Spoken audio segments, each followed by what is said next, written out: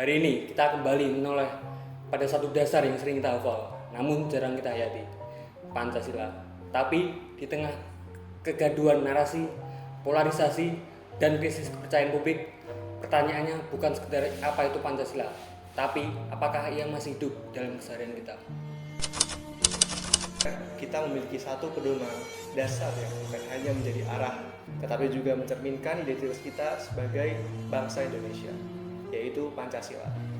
Sejak dini kita sudah diperkenalkan dengan nilai-nilainya, namun tentu saja Pancasila bukan sekedar hafalan. Ia adalah landasan nilai yang seharusnya hadir dan terasa dalam setiap aspek kehidupan bernegara. Pancasila memuat 5 prinsip utama yang dirancang untuk melindungi serta menyeimbangkan hak dan kewajiban warga negara. Nilai ketuhanan, kemanusiaan, persatuan, kerakyatan, dan keadilan sosial. Kelima sila ini menjadi fondasi moral dalam membangun sistem bernegara yang adil, demokratis, dan berkeadaban. Secara ideal, nilai-nilai tersebut semestinya tercermin dalam kebijakan publik, perilaku aparatur negara, serta hubungan sosial di masyarakat. Bukan hanya sebagai teks, tetapi menjadi pegangan hidup yang diterapkan secara nyata dalam berbagai lini kehidupan. Pertanyaannya, apakah nilai-nilai ini memang sudah benar-benar hidup dan mewujud dalam praktik berbangsa dan bernegara kita hari ini? Namun, realita masih menyisakan ironi yang menyayat hati dan bertepuk sebelah tangan. Intoleransi antar umat beragama kurang dijunjung tinggi. Konflik bernuansa agama masih kerap terjadi. Pelarangan pendirian atau penutupan paksa rumah ibadah, kelompok minoritas yang disingkirkan, politik identitas, dan ujaran kebencian. Kita semua abai akan hal ini, justru membiarkan intoleransi tumbuh subur. Ratusan pekerja migran Indonesia ditipu dan disekap. Mereka dijebak menjadi korban perdagangan manusia. Seperti yang terjadi di Kamboja, para korban dikirim bukan untuk bekerja secara layak, tapi untuk dipekerjakan secara paksa dan dijadikan alat penipuan daring. Sebagian disiksa, sebagian hilang tanpa kabar. Buruh diperlakukan semena-mena, hak-hak petani dan nelayan sering diabaikan, sementara kekerasan aparat terhadap warga masih terjadi, dan penegakan hukum yang jarang berpihak kepada rakyat serta terpengaruh politik dan kekuasaan. Rakyat seharusnya menjadi pemegang kendali dalam kehidupan demokrasi, tapi suara mereka sering diabaikan. Aspirasi dari bawah hanya jadi formalitas. Wakil rakyat lebih sibuk melayani kepentingan elit dan politik. Ketimpangan ekonomi merajalela. Akses pendidikan dan kesehatan belum merata. Sementara kekayaan alam hanya dikuasai segelintir orang yang seharusnya hasilnya dinikmati oleh seluruh rakyat Indonesia. Di satu sisi lain, gedung-gedung pencakar langit menjulang, pembangunan kota baru, dan maraknya kawasan komersil. Di sisi lain, rakyat kecil bertahan hidup di bawah kolong jembatan. Pancasila masih sekedar dihafalkan, belum untuk diamalkan. Mengabarkan kerukunan dan keragaman antar umat beragama di Indonesia. Namun, apakah kita sebagai warga negara sudah bisa untuk menghormati ibadah umat yang lain? Apakah sekarang bangunan tempat ibadah bisa dibuat tanpa adanya kontroversi? Apakah bisa semua orang beribadah tanpa takut untuk didemo? Perubahan pada sila pertama dari ketuhanan dengan kewajiban menjalankan syariat Islam bagi pemeluk-pemeluknya yang diubah menjadi ketuhanan yang Maha Esa adalah bentuk toleransi terbesar di negeri ini yang pernah diluncurkan oleh para founding fathers negara kita. Tinggal bagaimana kita sebagai pewaris mewariskan kembali keragaman dan toleransi agama kepada anak cucu kita.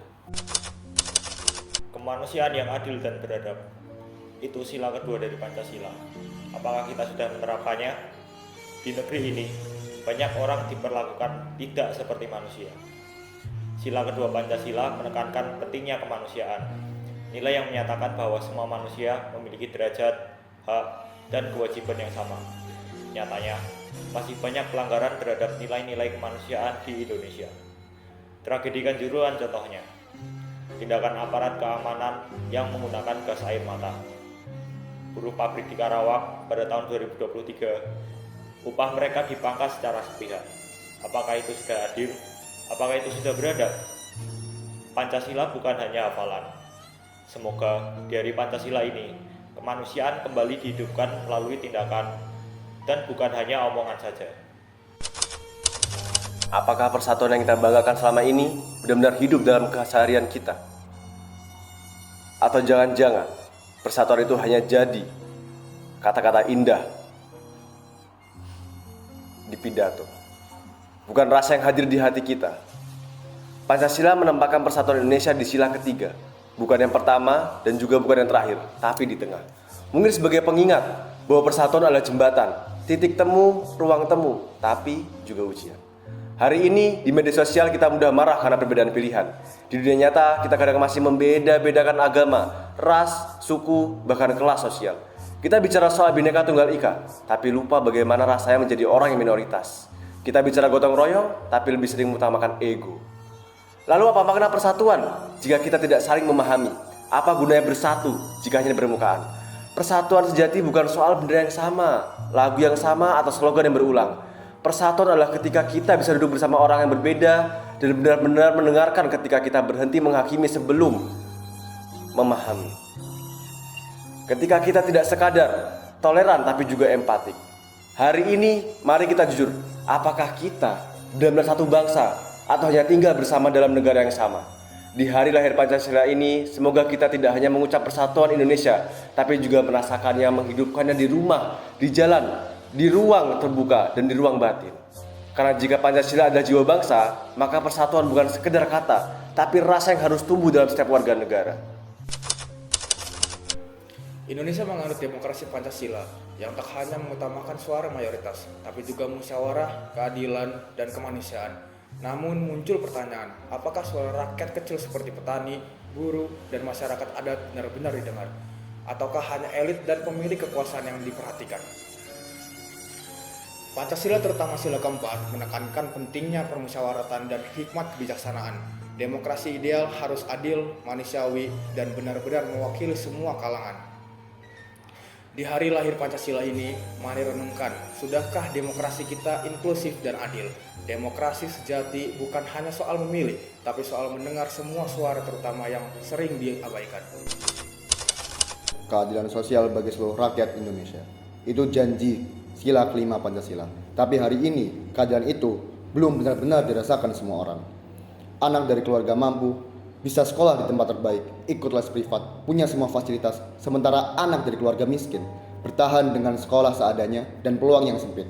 Di rumah sakit, pasien dilayani cepat, tetapi rakyat kecil harus antri panjang, kadang bahkan ditolak. Di pengadilan, mereka yang punya nama dan kekuasaan bisa lolos, tapi rakyat biasa sering tak tahu kemana harus mencari keadilan. UMKM kesulitan pinjaman, sementara perusahaan besar diberi intensif dan kemudahan. Kayak negeri ini yang seharusnya dinikmati bersama justru terkonsentrasi di tangan segelintir orang. Lalu, di mana letak keadilan sosial itu? Apakah ia hanya jadi tulisan di buku pelajaran atau masih mungkin kita hidupkan? Kalau Pancasila adalah jiwa bangsa, maka keadilan sosial harus jadi denyut nadinya. Dan hari ini kita harus jujur, nadinya belum berdetak untuk semua. Menghidupi nilai-nilai Pancasila berarti menjadikan kelima sila tersebut bukan sekedar hafalan, melainkan pedoman nyata dalam kehidupan sehari-hari. Sila pertama mengajak kita untuk menghormati perbedaan keyakinan dan hidup dalam semangat toleransi. Sila kedua menanamkan rasa kemanusiaan, empati, dan kepedulian terhadap sesama. Sila ketiga mendorong kita menjaga persatuan di tengah keberagaman suku dan budaya. Sila keempat mengajarkan pentingnya musyawarah dan keterlibatan aktif dalam kehidupan demokrasi. Dan sila kelima menekankan keadilan sosial dengan memperjuangkan kesetaraan dan menolak segala bentuk ketimpangan. Dengan mengamalkan nilai-nilai secara konsisten, Pancasila bukan hanya menjadi dasar negara, tetapi juga jiwa dalam tindakan kita sebagai warga negara. Pancasila bukan sekedar deretan sila yang dihafal atau dipajang dalam ruang-ruang formal. Pancasila adalah perpaduan moral yang seharusnya menjiwai seluruh aspek kehidupan berbangsa dan bernegara. Namun, realitanya nilai-nilai Pancasila seringkali diabaikan baik oleh mereka yang berkuasa maupun oleh masyarakat secara umum. Toleransi antar umat beragama, keadilan sosial, kemanusiaan, dan persatuan masih menjadi tantangan besar yang harus kita jawab bersama. Oleh karena itu, di momen hari lahir Pancasila ini, mari renungkan kembali dan menghidupkan makna sejati Pancasila dalam tindakan-tindakan nyata. Menghormati perbedaan, mengedepankan keadilan sosial, memperjuangkan kemanusiaan, dan menjaga persatuan bukan hanya tugas pemerintah atau elit politik, tetapi juga tanggung jawab kita sebagai warga negara. Pancasila bukan hanya soal slogan, tetapi harus menjadi napas dalam setiap langkah kehidupan kita dalam hati nurani. dalam dinamika hari ini ia tetap menjadi kompas, asalkan kita terus memaknainya dengan relevansi dan tindakan nyata. Hari lahir Pancasila seharusnya bukan hanya seremoni, tapi ajakan kolektif untuk kembali bertanya, apakah saya dan kita semua benar-benar sedang menghidupkannya.